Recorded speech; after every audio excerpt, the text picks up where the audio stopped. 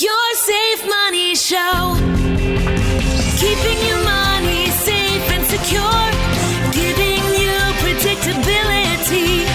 Have the retirement you deserve with our Safe Money strategy.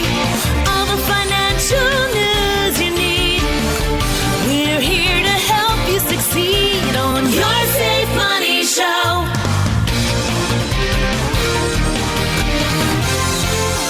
Welcome to Your Safe Money Show. I'm your co-host, Tony Shore, and I'm here with our host. The man with the plan is Todd Schoberg. Todd, I love hanging out with you on the show each week. I really appreciate you letting me be on here. I get to learn something from you. It's always a fun time. Yeah, we all have lots to learn, and I'm really appreciating you taking over for Robin. Robin was with me for 13 years, so if you're new to the show or haven't listened for the last week or so, we do have a new excellent co-host.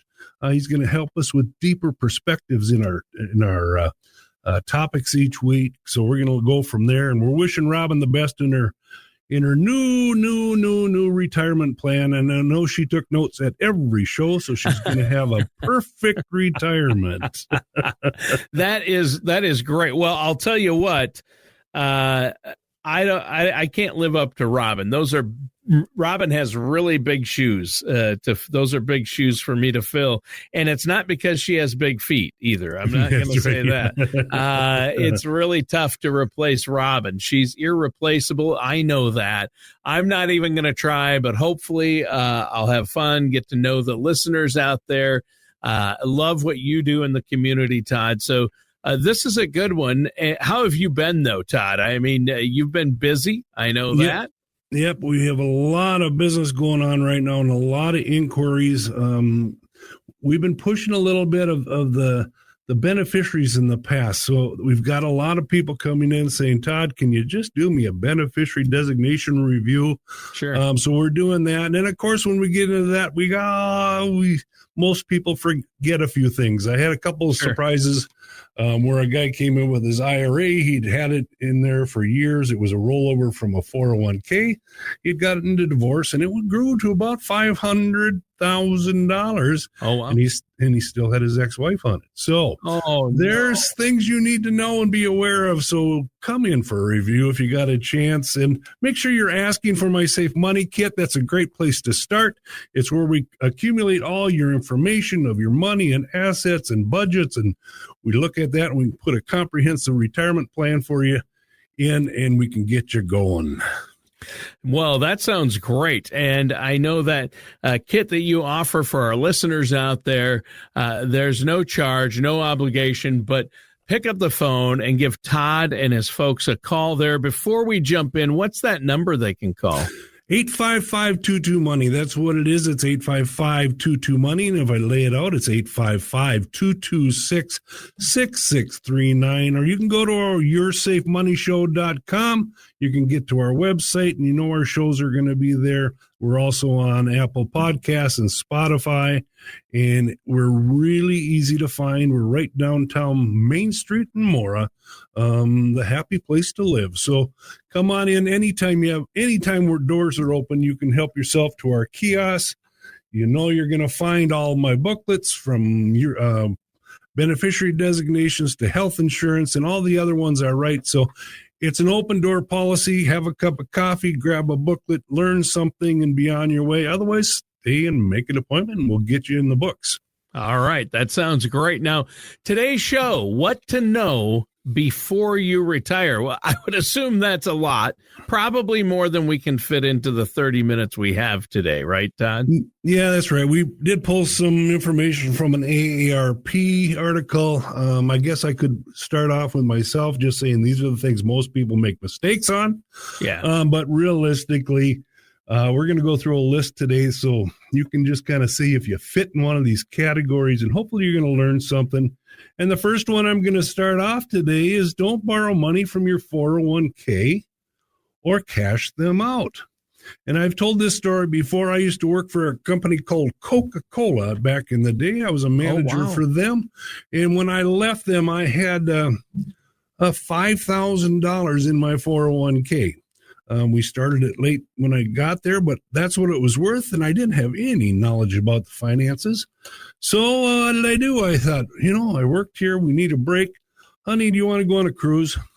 So I took that money and spent that money on a cruise. God, that's not good. So I've learned from my own experiences, Sure, which is not good. But I want to give you an example. That 401k, that $5,000 I took out of that account at a 6% growth factor in 30 years, that $5,000 is worth about $28,000. sure. So I know there's a lot of people out there that have a lot more in their 401ks when they switch jobs. Yeah. So don't take that money out. Let it grow. Look at the future with that. That's what that money was put in there for. And even when you're starting up in a young age and you get booted out or move on or find a better job, remember that's a retirement plan. That's where you begin. So don't cash that out, because comprehensive and compound interest is what's going to make that money grow. The longer it's in there, the bigger it's going to be, and there's no work to you once you've saved it. Plus, there's all sorts of taxes and penalties that you'll have to pay if you do cash it out before 59 and a half, and you don't want to touch it before you actually retire anyway. Even borrowing from it. I know that some plans allow you to borrow from your 401k, but that's not good either, because that money is there for retirement. You want it to keep growing. You don't want to make any mistakes with that. And, if you never touch that money, you're not going to notice it, because if you never had it, it goes right from your pay into there. You never see it. So it's out of sight, out of mind, and it's there growing for you, right? Yeah, talk about the penalties. If you borrow from your 401k, you have to pay that back within 5 years. Yeah. If you don't, that whole amount that you haven't paid back will be taxed, and you will receive a full 20% penalty. And that's going to go into your income, and then you're going to have to pay income tax on it. So you're going to lose about almost 70% of that is going to go to tax and penalties. Wow. So that is not a way to do it. If you're going to borrow from it and you have to borrow from it, just remember to get that money back in there. So you're going to continue to grow that money, and you're going to use it wisely. But giving it back to the government is not the way to go. No. The next topic we got coming up, and I know we could go on that forever, but a lot of people have HSAs and really don't even understand what an HSA is. But what a wonderful thing to take into retirement. That is a savings account. That's a health savings account. It goes along with a high deductible health insurance plan. But here's a strategy that I've used, and I have a lot of clients that have used, is you use that HSA, you contribute to your maximum all the time you're in your working years. And if you can afford to pay some of those medical bills over time and not get into it, when you retire, you're going to have a golden nut egg or a nest egg there that it will pay for your medical bills, your Part D, your Part B. And if anything serious happens, you have a place to get it.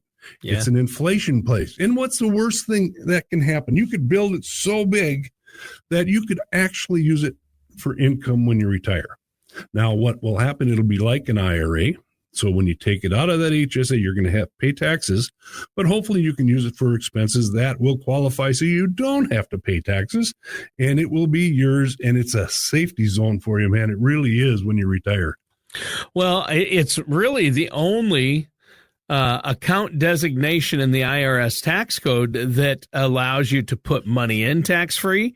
It grows tax-free and it comes out tax-free. It's a triple tax benefit, and as long as you use it for certain things, right? I mean, tell us how the HSA money can be utilized. I mean, it covers a lot, and people pay up to $300,000 in retirement, the average couple, for medical costs. So I don't think you can have too much in an HSA, can you? No, I don't think so. And it's going to go back to your beneficiaries if you don't use it.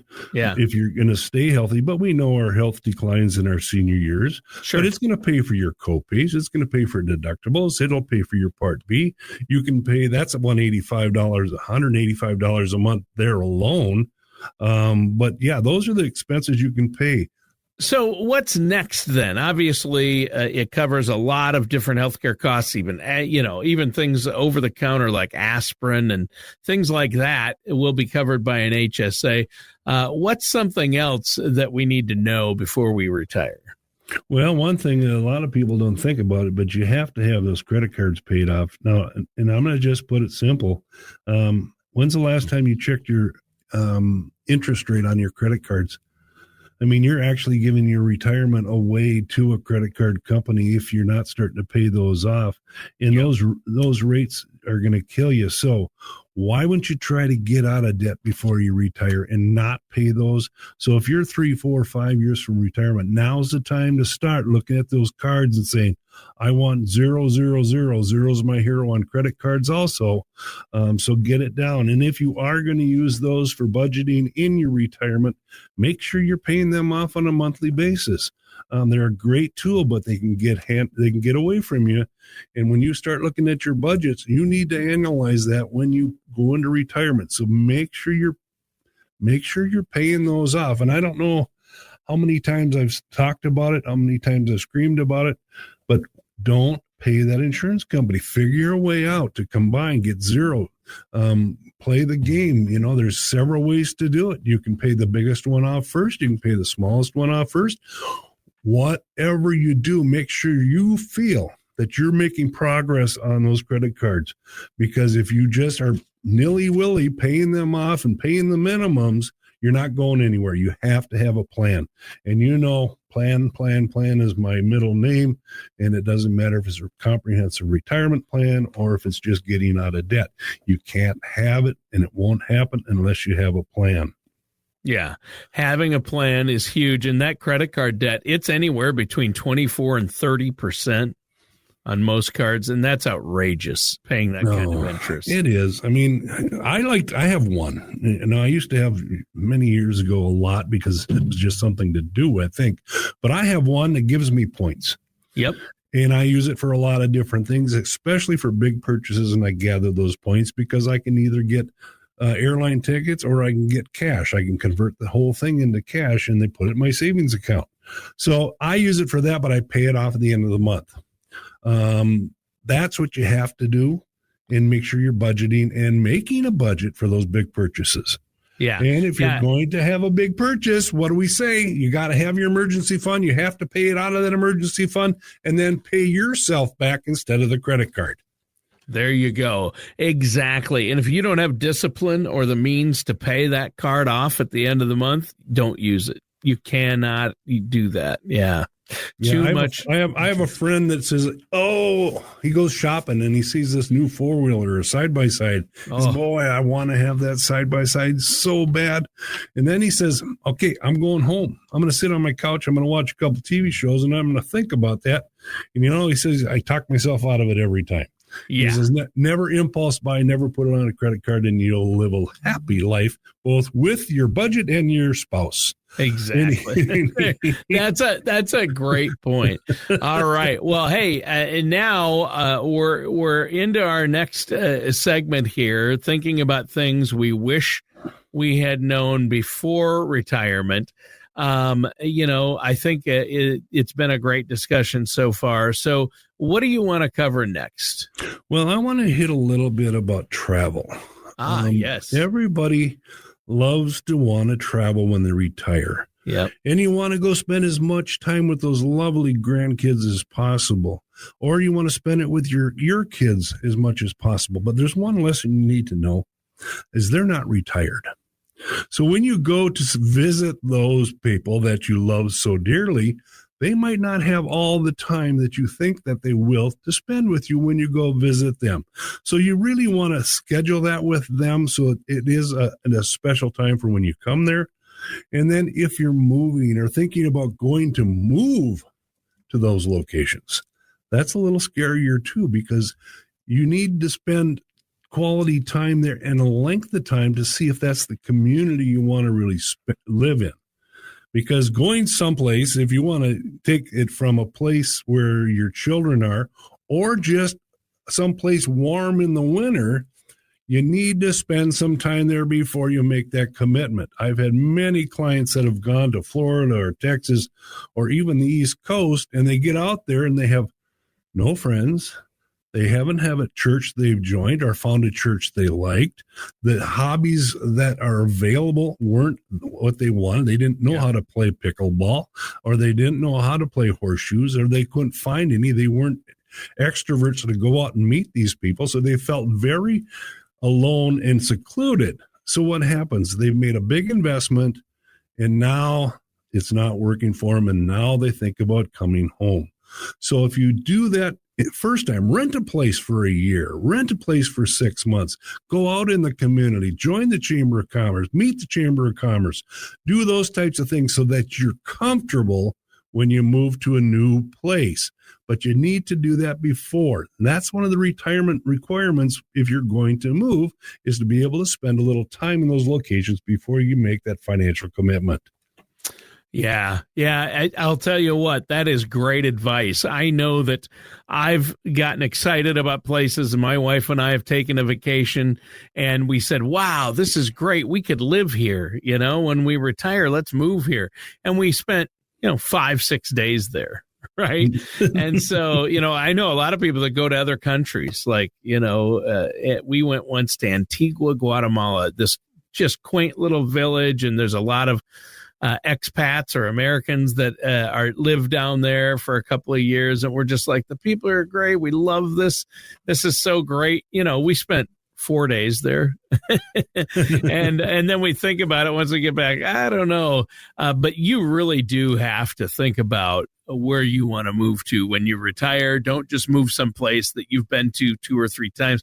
You got to maybe move there for a month. Take a month and live there, and before you sell the house and pack up the truck, right? Absolutely. But what did you do when you went on vacation? You went to the best places to see. Oh, yeah. You might have went out and dined the best places to dine. Yep. And you probably spent 5 to 6 times the amount of money you would be if you lived there. Yep. Going to the finest places that you can afford. Yep. And then when you get back, reality hits in that you have to go to a grocery store, buy your own food, and you got to bring it back and cook. So you got to spend time cooking. And it's not a vacation anymore. It's a way of living. Right. And you're not going to put yourself in those high standards when you're down there in a normal everyday life. So you really have to put some thought to that. It's true. Yeah. I mean, there have been many days where I thought I'd move to Key West or Palm Springs, right? That's right. And then reality sets in. It's like, wait, it's really hot there during the summer, or wait, the cost of living there is 20 times where I'm at right now. So yeah, it's, we all have dreams, and it's okay. But travel in retirement, like you say, is really important. Yeah, it's something else you have to plan for, and you have to plan very carefully. Yep. The next one I thought we'd go into is a lot of people realize after a long, long career that they'll never work again. And to be honest with you, there's many, many references out there. Sachs Goldman has one that 51% of the retirees out there go back to work.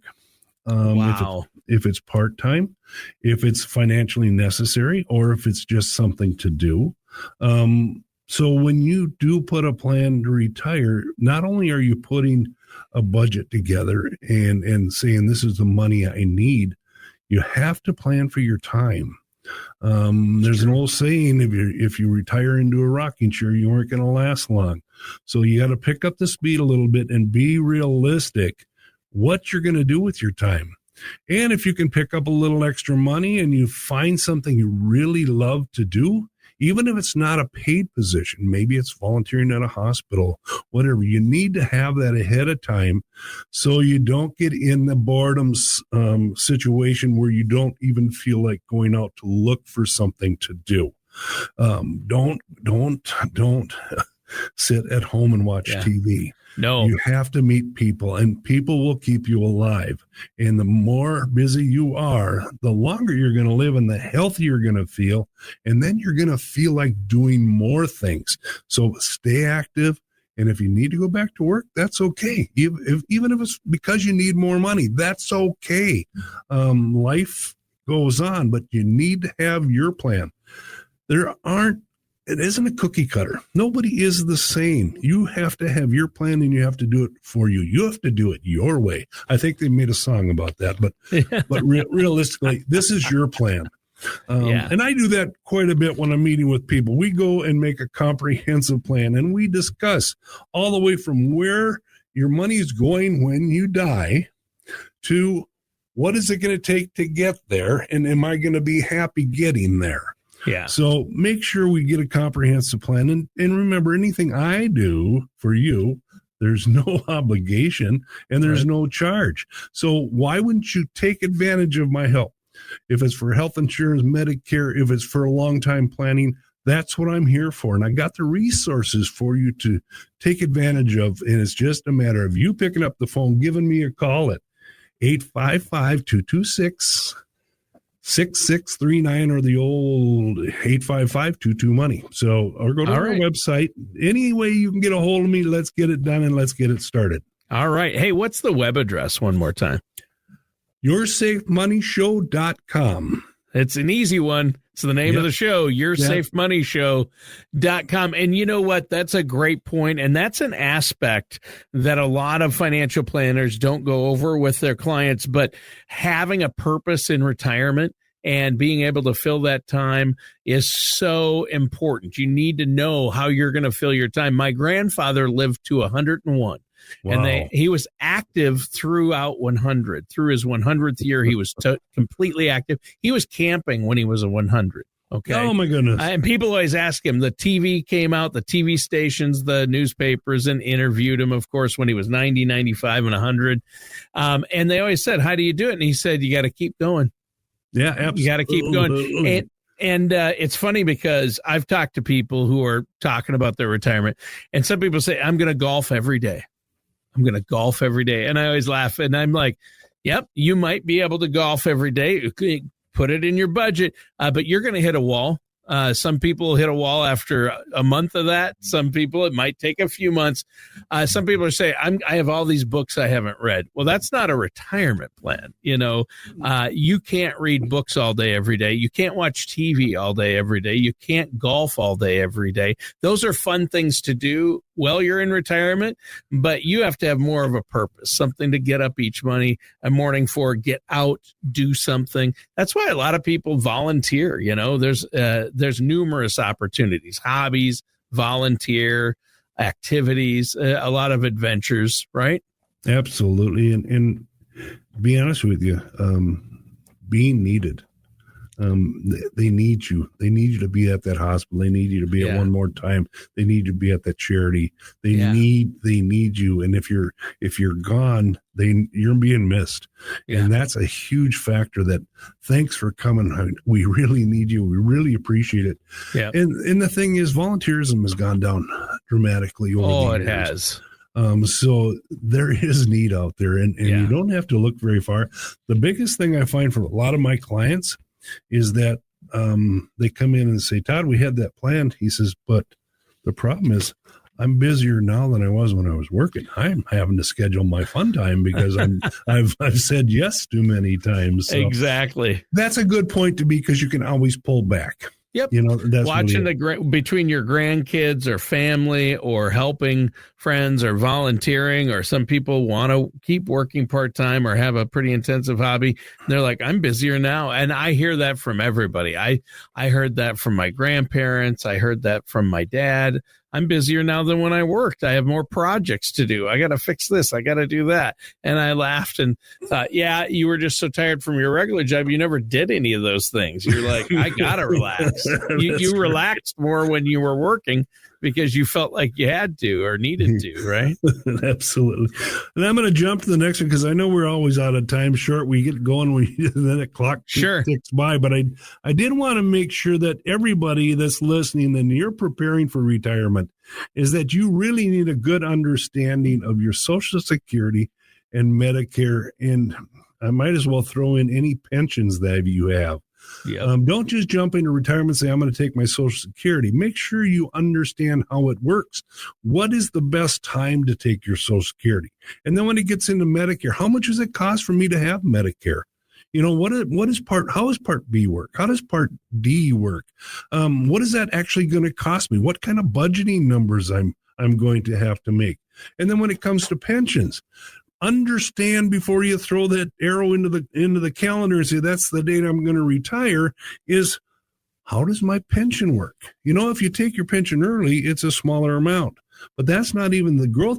The growth factor isn't my problem that I have with people, is that there's many options. You can take 100% of your pension for your lifetime, but you don't have any protection for your spouse. So do you want to give her 75% of it, or will your budget work 50% of it, or do you have 25% of it? What are those options, and what does it do to your family? And so if you expire before your wife, how is she going to live? What part of your Social Security is she going to get when you pass away? If you have a $2,000 Social Security check, well, if she retires at her full retirement age, she's going to get half of it, so she'd have $1,000. But if you die, you're going from a $3,000 budget to a $2,000, because now when you die, she gets yours. She gets the bigger of the two. So you need to lay all this stuff down on a piece of paper, put it down with your budget, and then you have to run your scenarios. You have to run your scenarios if you both live a long time, and then you have to look at the scenario when one of you were to go early or prematurely. And it could be the husband, it could be the wife. Now, women typically outlive us men. Yeah, because they're smarter and healthier. Ways. Absolutely. They're smarter and healthier than you and I, Todd, but that's why they are going to outlive us. But you never know. But you're right. You have to have a plan for that. But I wouldn't want to do it on my own, Todd. You need to work with a trusted financial professional who can help you lay out a professional plan and look at all the possible options for spousal income if one should pass, right? Absolutely. And then that's where I'm going to probably end up today, is before you retire, you need to have a comprehensive retirement plan. If you don't, you're missing out on the ball here. Yeah. Because you need to know what you're going to do today. You need to know what you're going to do tomorrow, and you're going to have to look at maybe living another 30 years. And if you don't, if you don't have a plan to start with, you don't know if you're ever going to get there. I understand when you retire, expenses and emergencies and life changes. So you have to have some flexibility in it, but you got to even know what your flexibilities are. If someone dies, or your house burns down, or a car breaks in, or a child dies, or there's an emergency where you need to give money for a grandchild, you don't know what's going to come along. But you need to have that comprehensive plan. And if you don't sit down with somebody and really have somebody direct you, from income to budget to death, what happens in between that time? And that's what I preach every day here on our Safe Money Show and in my office. And I hope today you've learned something about the importance of pre-retirement planning and what people overlook. So I hope we helped you there. Yeah, well, for sure. And just before we go, we have a couple of minutes left. I want to say, Todd, to put an emphasis on that, why it's so important to work with you and have a plan, is that my wife and I, we're only going to go through this retirement process once. Our listeners out there, like myself and my wife, they're only going to go through the retirement process once.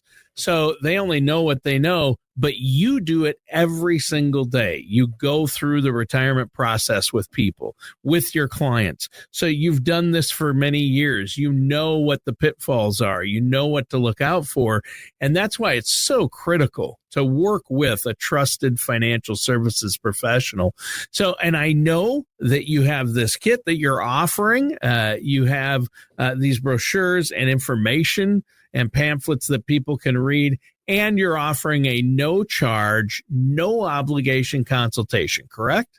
Absolutely. And we are here really to help, because we don't want people to not have a great retirement. This is something you've planned all your life, or at least envisioned in. And that's what we're here. We're here to help. And you just got to pick up the phone, give us a call at 855-22-MONEY or 855-226-6639. or go to our website, yoursafemoneyshow.com. You can also look at back shows there. And remember, you can hear us here every Saturday morning at 8 o'clock. And remember, if I can't prove it, don't do it. Have a great weekend. All right, and that does it for today's episode of Your Safe Money Show with our host, Todd Schober. We're here to help you succeed on Your Safe Money Show. Brought to you by Schoberg and Holmstrom Financial Services in Mora. Call 855-22-MONEY.